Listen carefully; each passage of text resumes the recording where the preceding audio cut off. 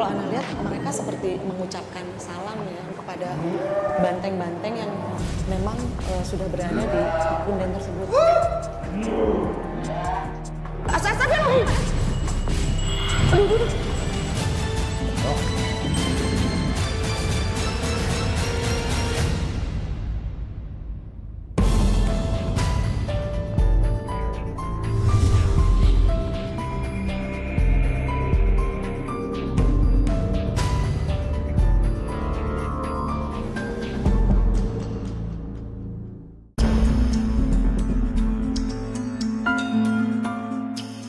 Banyak kesenian warisan leluhur yang terkenal dengan unsur gaib.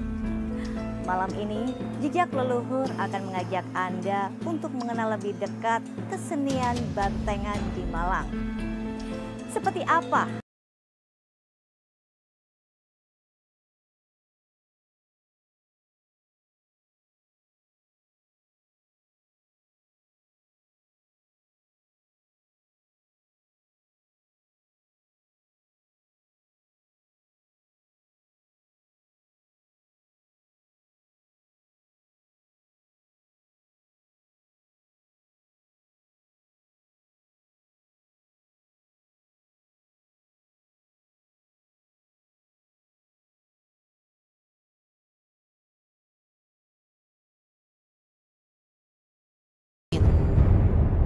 Inilah yang membuat berbagai kesenian memiliki makna mendalam sebagai warisan leluhur.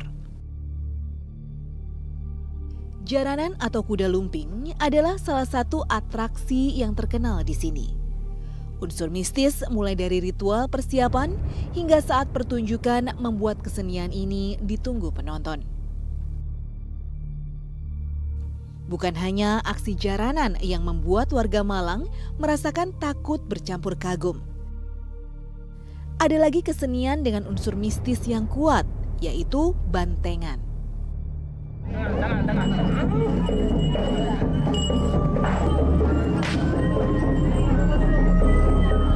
Atraksi aku sih hampir sama kayak jaranan gitu ya. Yang tiap waktu mau pertunjukan pasti ada ritualnya dulu, terus bakar-bakar sesaji gitu. Waktu itu sih waktu lagi lihat di pinggir jalannya bantengan itu, terus tiba-tiba ada bantengnya yang nyeruduk ke arah penonton. Nah, waktu itu ada sekitar 2 atau 3 orang gitu yang sempat sampai jatuh. Tapi hampir parah sih, cuma nggak sampai luka yang masuk rumah sakit sih.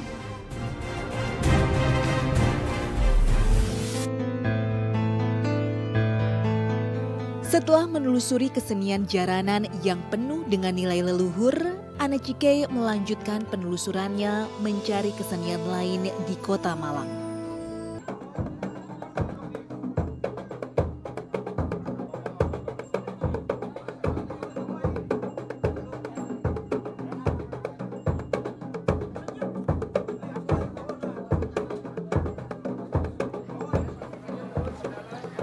Halo Pak. Ya.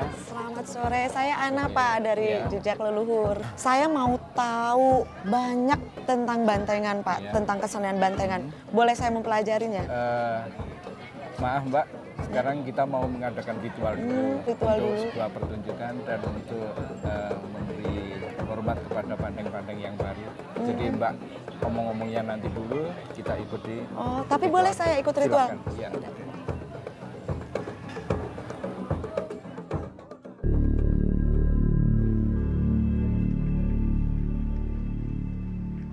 Dalam setiap kesenian, runtutan prosesi ritual selalu menjadi syarat yang wajib untuk dilaksanakan.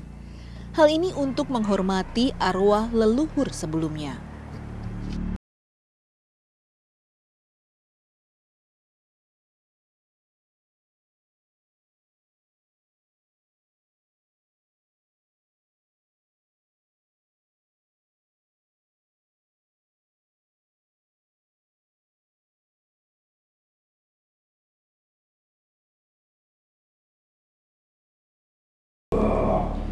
Aura di punden ini makin mencekam dan agak-agak kaget dan syok karena beberapa orang yang kesurupannya tiba-tiba ada yang frontal, tapi setelah mereka ke sana ternyata mereka menghampiri bahkan mencium di situ ada bantengan-bantengannya dan orang-orang yang kesurupan itu mengeluarkan suara banteng benar-benar sama sekali dengan suara banteng. Kalau Ana lihat mereka seperti mengucapkan salam ya, mengucapkan salam kepada banteng-banteng yang memang sudah berada di punden tersebut.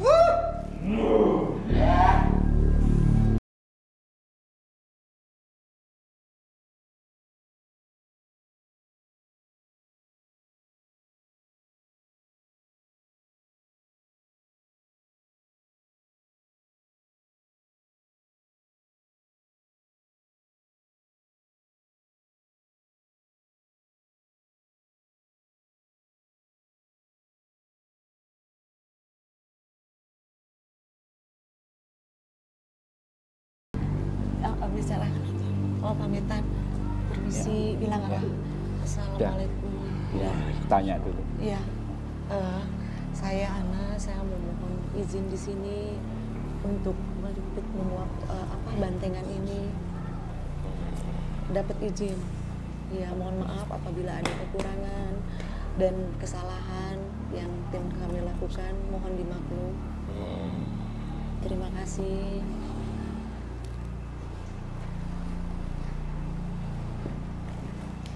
Sepertinya yang lain sudah sembuh, ada juga yang masih pingsan, tapi masih ada satu lagi yang kerasukan dan menghampiri ke banteng-banteng tersebut.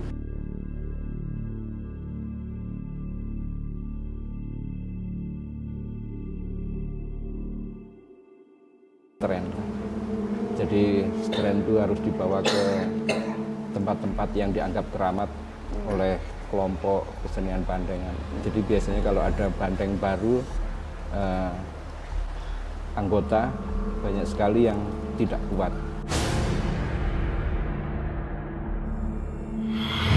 Kadang kita belum membuat kepala banteng aja sudah banyak sekali yang tidak kuat. Jadi kita lagi ritual terus tiba-tiba ada yang kesurupan. Itu apabila ada banteng baru saja kah atau memang tidak ada banteng baru pun biasa terjadi kesurupan? Ada juga, jadi zamannya kita beda. Jadi kalau dulu memang manusia minta supaya kepala banteng diikuti oleh para leluhur atau binatang. Tapi zaman sudah beda. Kadang si pihak leluhur atau banteng minta ke kita untuk dibuatkan kepala banteng.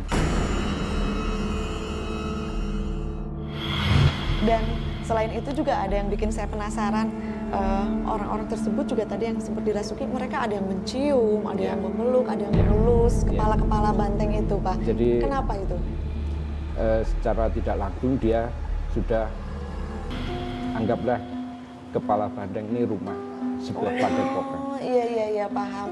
Ini tapi jujur, begitu saya mengikuti ritual di tempat ini, aura mistisnya begitu kencang. Dan justru saya merasakan ada energi-energi dari leluhur, tapi bukan hanya leluhur di tempat ini, Pak. Tapi saya juga lebih merasakan kok dari macam-macam. Ya. Apakah seperti itu ya? Ya, memang. Jadi ada beberapa, salah satu ada dari Gunung Kelut, itu ada dari Banten. Yang tengah ada juga yang dari Gunung Semeru. Jadi banyak sekali atraksi yang menyeramkan untuk sebagian orang. Biasanya, ritual dilakukan untuk meminta keselamatan kepada Tuhan dan mendatangkan energi peninggalan leluhur. Sangat penting sekali karena dengan ritual tadi, setelah kita minta izin dan sebagainya, kita juga memanggil energi supaya ikut di sebuah pertunjukan. Dampaknya tidak melakukan ritual, biasanya kita ada aja kecelakaan kecil dan sebagainya, atau di sebuah pertunjukan itu kurang menarik. Ritual pertama yang selalu dilakukan oleh pemain kesenian bantengan sebelum mengikuti pementasan adalah ritual pamit ke punden.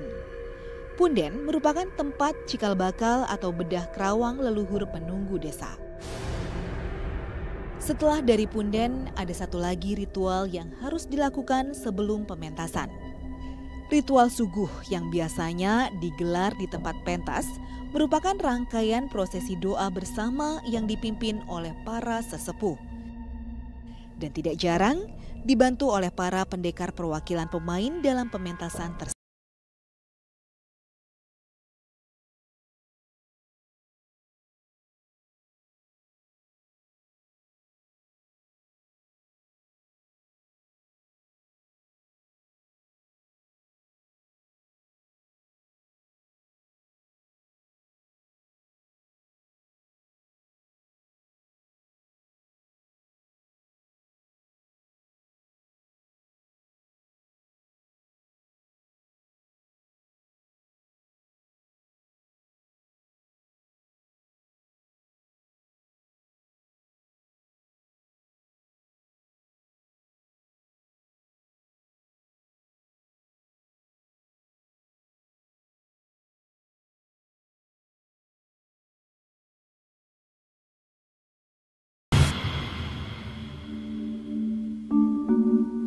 Dan ini adalah punden ya Pak ya? Punden.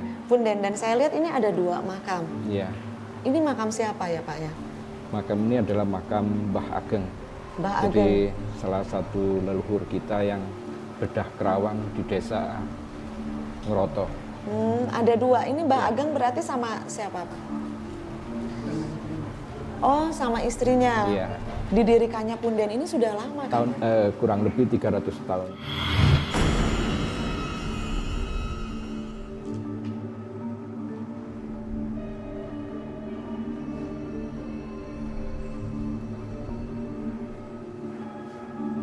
Untuk mempelajari lebih banyak kesenian bantengan, Ana Cike ikut bersama Bapak Agus menuju Padepokan melanjutkan penelusuran kesenian leluhur bantengan yang masih dijaga oleh masyarakat.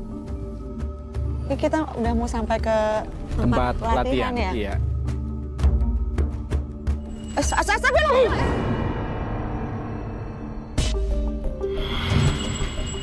Aduh. Oh,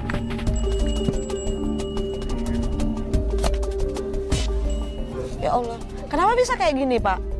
ya biasa Mas. Ya? Anak-anak kalau latihan selalu ada banteng yang salah seorang yang tidak kuat gitu, biasa.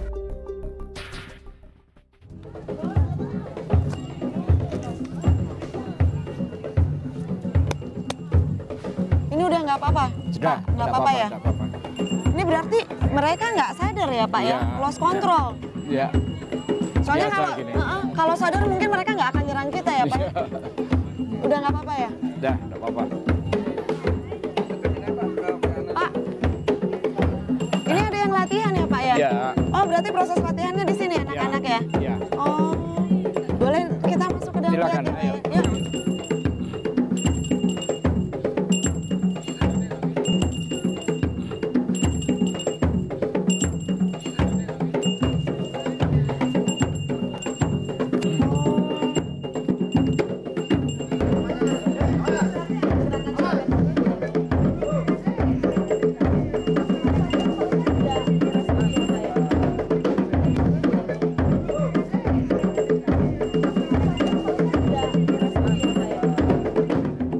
Ini mereka masih muda-muda ya Pak ya? Ya, rata-rata pemuda semua. Memang mereka niat sendiri atau diajak atau diminta oleh orang tuanya? Kebanyakan dia punya niat sendiri untuk bergabung di kesenian banteng.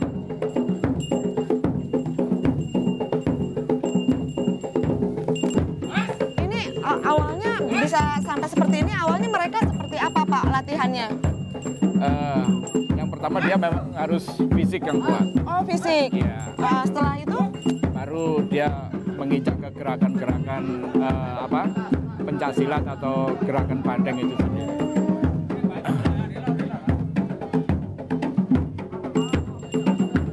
Kalau dasarnya sendiri anak-anak fisiknya kan sudah kuat-kuat semua. Dia rata-rata petani. Oh tenaganya udah Iya. kuat ya Pak ya? Saya masih merinding loh Pak di sini. Masih tetap energi mistisnya Iya, berasa ya kuat Pak ya? sekali, ya.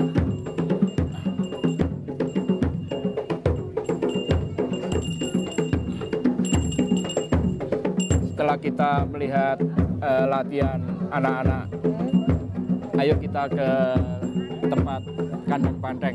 Oke, ke Padepokan itu ya Pak ya? Iya.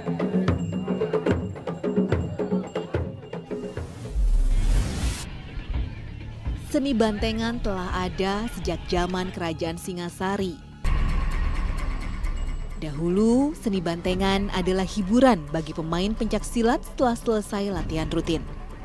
Setiap grup bantengan minimal mempunyai 2 bantengan yang mewakili satu pasang banteng, yakni bantengan jantan dan betina. Ada 2 versi kisah lahirnya kesenian ini. Versi pertama berasal dari Batu. Dimulai dari seorang pendekar tua bernama Pak Saimin yang membawa kesenian ini dan bergabung dengan Pak Saman, kelompok Siliwangi dari Pacet, dan mengembangkan seni ini di Pacet sampai sekarang.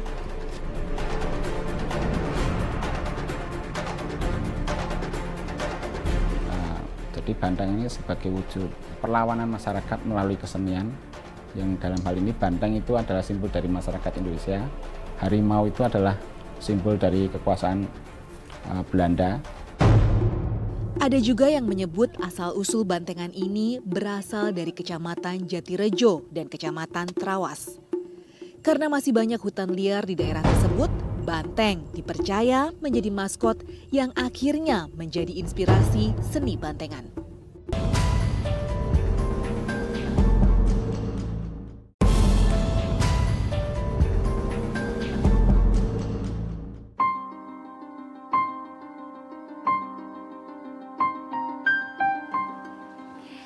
Tak hanya untuk unjuk kekuatan, bantengan memiliki makna yang mendalam sebagai kesenian khas Jawa Timur.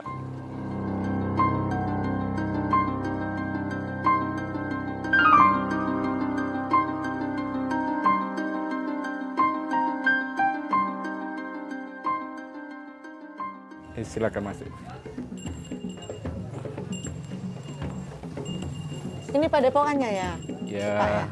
bisa dibilang ini kandang banteng lah. Kandang banteng ya? Ya. Berarti ini properti-properti yang biasa dipakai untuk kesenian bantengan. Ya. Oh. Jadi ada banteng, macan, juga monyet. Iya, Ada ini juga macam-macam juga. cemeti. Ya. Oh, ini cemeti Iya. juga ada ya Pak ya? Ini terbuat dari kayu ya Pak ya? Iya, Ini kayunya kayu khusus bukan Pak? khusus. Jadi ada kayu yang khusus untuk membuat kepala banteng, yaitu kayu dadap cangkring.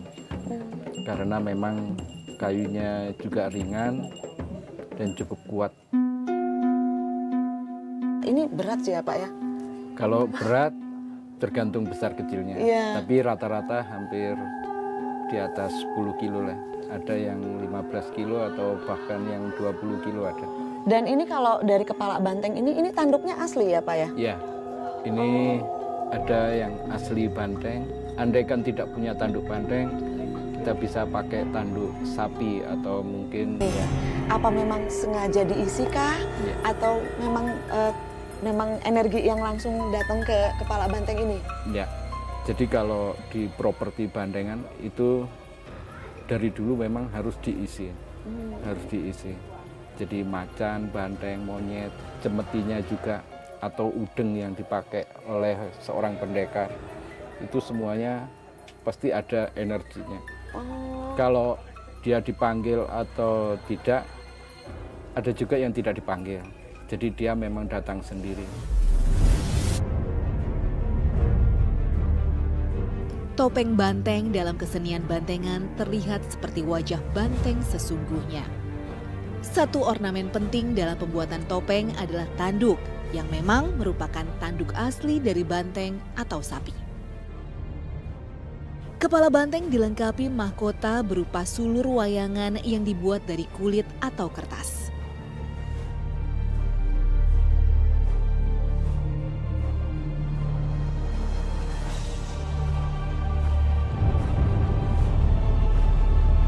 Untuk bagian badan, sekilas bantengan mirip dengan barongsai yang berasal dari daratan Cina.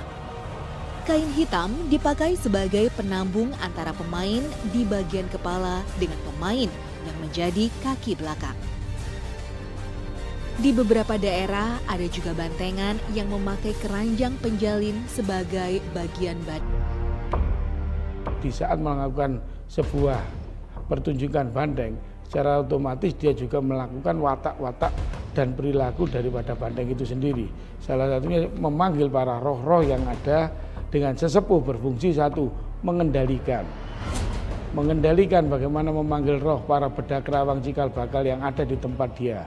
Terus bagaimana dia nanti di situ ada puja mantranya, ada ujubnya, ada doa-doa yang memang harus dia lakukan sebagai ungkapan rasa hormat, ungkapan bekti kepada para leluhur, sesepuh bini sepuh yang telah memberikan sebuah permainan bandengan ini. Pak, untuk syarat-syarat para pemain bantengan, kesenian bantengan ada nggak Pak? Kalau syarat, yang penting dia ada kemauan. Itu yang penting sekali. Terus juga faktor keturunan biasanya. Harus ada faktor keturunan juga? Tidak juga. Tidak Tapi juga. kalau dia ada faktor keturunan, dia lebih mudah sekali ikut terlibat di kesenian banteng. Dan ada ritual khusus nggak untuk mereka mau menjadi pemain bantengan? Ada juga. Jadi selain ini propertinya di setren, kadang manusianya juga ada yang setren. Manusia yang setren itu maksudnya dia dibuka supaya bisa kemasukan oleh energi lain. Hubungannya. Walaupun belum banyak orang mengenal bantengan, kesenian ini sangat populer di Jawa Timur. Seni bantengan berkembang terutama di daerah pedesaan dan wilayah pinggiran kota, seperti di Bromo, Arjuno, Welirang, Anjasmoro, Kawi, dan Raung Argopuro. Karena masyarakat pegunungan yang memang bercocok tanam bertani, di sana di saat panen raya mereka melakukan sebuah kesenian tradisi. Bantengan lah yang memang menjadi salah satu. 2000 ya, itu rasanya itu kayak gimana, siak-siak gitu. Kalau siak-siak itu keluar keringat itu banyak dalam badan kita itu kayak. Semakin dalam mengetahui beragam unsur pendukung di dalam kesenian bantengan, membuat Ana Cike semakin tertarik untuk menelusuri kesenian bantengan. Ya pemirsa, ini adalah proses ritual kedua kalinya sebelum pertunjukan. Dan aura mistis yang saya rasakan cukup kencang di sini. Saya merasakan kehadiran dari energi-energi dari sosok atau dari dimensi lain. Ini udah bisa dimulai ya Pak ya? Iya. Tapi yang jelas ini suaranya sudah mulai jelas. Awas!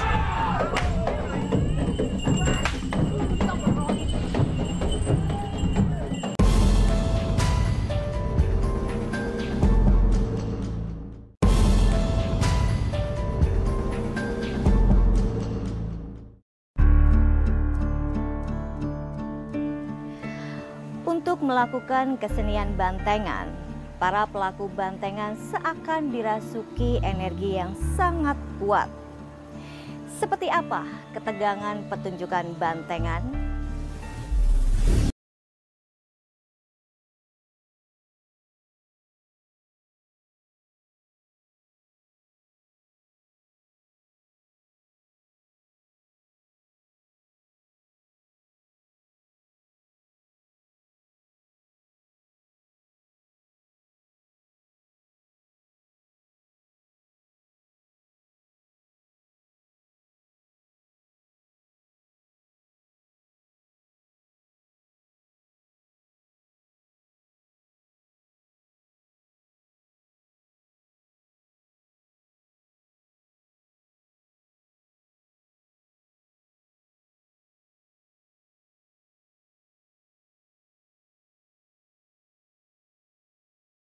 Ya pemirsa, pertunjukan kesenian bantengan sudah dimulai dan bisa kita lihat di sana ada bantengan yang sudah mulai beraksi. Dan saya juga merasakan energi-energi dari dimensi lain mulai hadir karena saya merasa ada getaran-getaran lain dan dari alunan musik pun bisa saya rasakan itu cukup memanggil energi-energi dari leluhur untuk datang.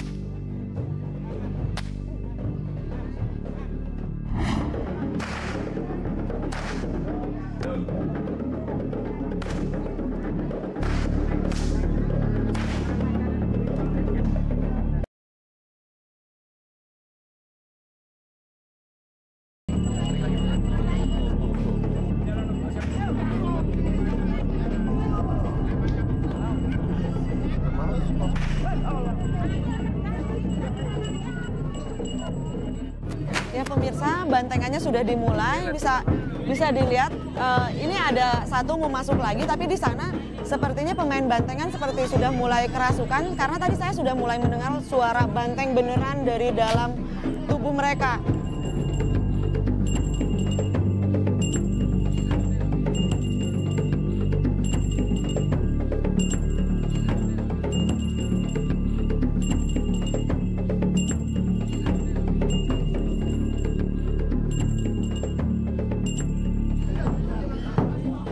Mereka juga terlihat udah tidak terkendali atau tidak kontrol karena ada beberapa orang yang memegang kepala banteng juga. Dalam kostum macan.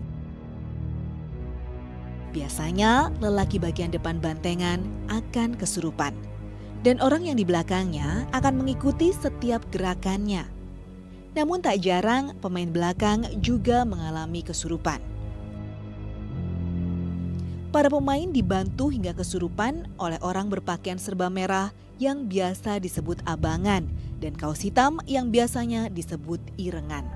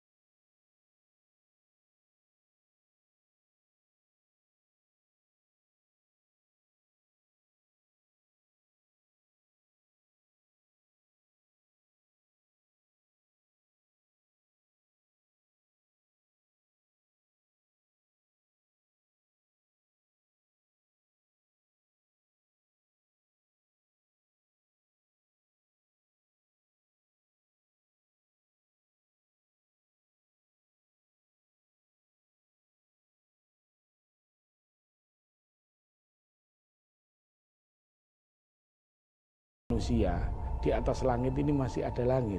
Sebetulnya macan dan banteng ini sebagai sebuah simbol bahwa keperkasaan, kekuatan itu selalu ada batasnya. Nah, disinilah terjadi sebuah alkulturasi budaya bahwa bantengan dan macanan ini menjadi sebuah simbol masyarakat tradisi untuk memberikan pesan-pesan kepada generasinya.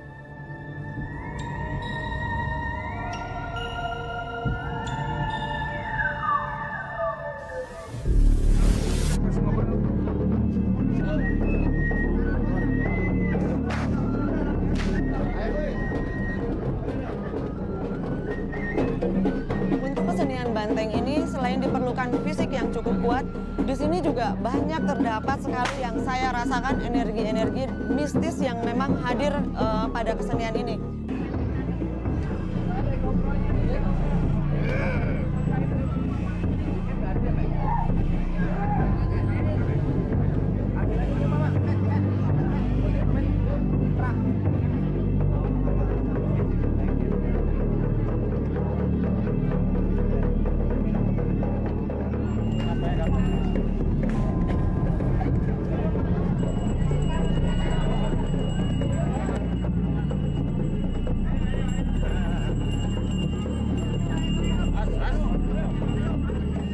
Ya pemirsa, suara bantengnya sudah mulai terdengar sangat jelas, tapi saya nggak ngerti ini lagi pada ngapain. Semua banteng-banteng dikumpulin dan semua dikasih makan kemenyan.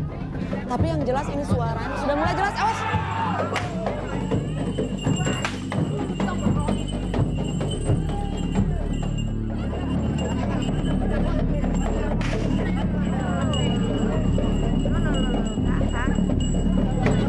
Dan ternyata setelah banteng-banteng itu dikumpulkan, dikasih makan kemenyan, tiba-tiba semua banteng ngamuk.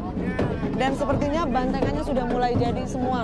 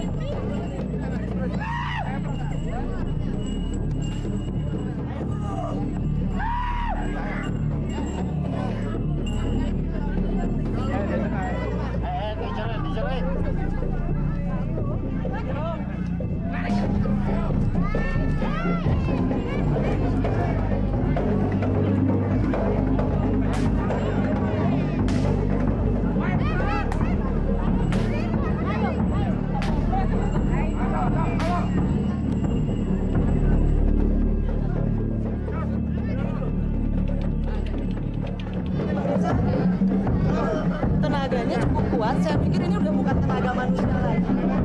Karena ada satu kekuatan energi yang Apri harus belakang. Apri harus belakang. Apri harus belakang. berat. Ini benar-benar ada energi lain yang merasuki ke sosok pemain kesenian banteng. Pemirsa bisa dilihat.